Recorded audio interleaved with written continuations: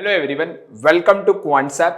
मेरा नाम प्रसन्न है एंड आज हम लोग देखने वाले हैं कि जनरली जो डिस्ट्रीब्यूटर्स होते हैं और जो इन्वेस्टमेंट एडवाइजर्स होते हैं, राइट, उनमें कॉमन डिफरेंस क्या है, राइट।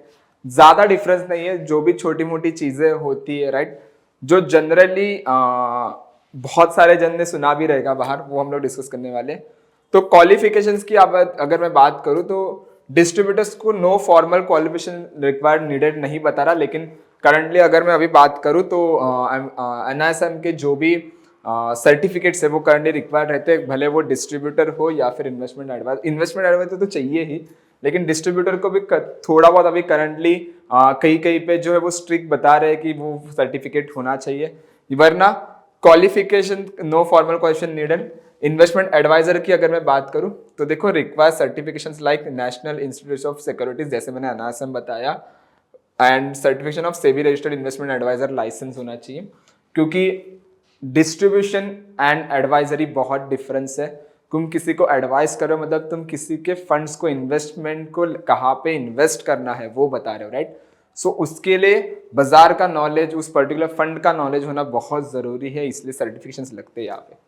ओके, बाद में अगर मैं सर्विसेज की बात करूं तो focus is on selling specific product. तो देखो डिस्ट्रीब्यूटर जो है उसका जनरली काम ये होता है कि जो फंड है वो उसे बेचना है, या फिर जिसको जनरली म्यूचुअल फंड में इन्वेस्ट करना है, या फिर कोई वो खुद को किसी को इन्फ्लुएंस भी कर सकता है कि इन्वेस्टमेंट क्यों करना चाहिए। तो मेनली उसका काम बेचना है कि ये फंड में जाके बेचो, क्योंकि उस पर उसका कमीशन उतना बनता है, राइट।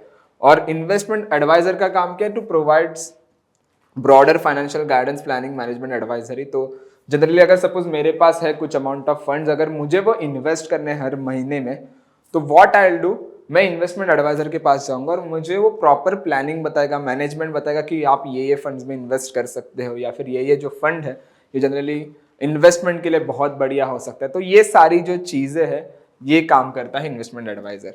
कंपेंसेशन की अगर मैं बात करूं तो you can see earn commission on a mutual fund sales. तो जैसे मैंने बताया था, इस पे कमीशन मिलता है, जितना ज्यादा जन को म्यूचुअल फंड बेचेगा डिस्ट्रीब्यूटर उतना ज्यादा उसका कमीशन बनेगा, राइट। तो देखो कभी भी अगर आप देखोगे, आपने कहीं पे भी टाइप कर दिया म्यूचुअल फंड, या फिर कहीं पे भी आपने बाय चांस गूगल पे भी या फिर कहीं पे भी आपने गलती से कॉल वगैरह अटेंड किया, तो आपको बहुत सारे कॉल्स आते हैं, क्योंकि उनका काम वही है कि जितना आपको वो सामने से फोकस करेंगे, अपने प्रेशर करेंगे, प्रेशर इन द सेंस जितना आपको सारी चीजें बताएंगे, आप उनसे वो फंड लेने की स्पेसिफिकली कोशिश करोगे और उसका वो उन्हें बेनिफिट मिलेगा, तो कमीशन है। यहाँ पे देखो charge fees for the service offered like a managing assets और प्लानिंग फाइनेंसेस। देखो सिंपल है, अगर जनरली अगर मैं बताऊँ, करंटली बहुत सारे जन डायरेक्ट इन्वेस्टमेंट करते हैं म्यूचुअल फंड में, लेकिन कोई कोई इनडायरेक्ट इन्वेस्टमेंट करता है which is through investment adviser. तो उनके भी कुछ चार्जेस रहते हैं कि अगर मैं आपके व्यू ऑफ ये फंड में इन्वेस्ट कर रहा हूँ, कभी फंड से पैसा निकालना है, कभी कौन से फंड में शिफ्ट करना है, तो ये सारी चीजें का इन्वेस्टमेंट एडवाइजर जो है वो चार्जेस लेते हैं। लास्ट में है अगर मैं रिस्पॉन्सिबिलिटीज की बात करूं, ensure that product features fits to the customer needs. और इन्वेस्टमेंट एडवाइजर का क्या है? Hold a legal duty to act in the client best interest. तो देखो दोनों का लॉजिक थोड़ा बहुत देखने जाए तो सेम ही है।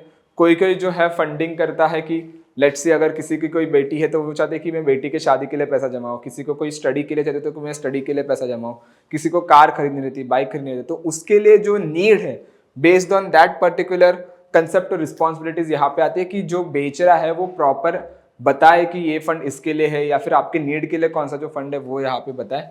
एंड इन्वेस्टमेंट एडवाइजर का वही काम है कि जो भी क्लाइंट का इंटरेस्ट है कि मुझे इस चीज के लिए चाहिए, तो उसका जो रिस्क है या फिर जो रिवॉर्ड के बेस पे कौन सा जो म्यूचुअल फंड होना चाहिए ये आपका है। तो टेक्निकली 4 to 5 थिंग्स वहां पे वैरी करते हैं स्पेसिफिकली, कि अगर आपको डिफरेंस जानना है तो डिस्ट्रीब्यूटर एंड एडवाइजर के आसपास। ओके, अगर ये आपको वीडियो अच्छा लगा है तो प्लीज लाइक करो, कमेंट करो, शेयर एंड सब्सक्राइब जरूर करना। Thank you so much everyone.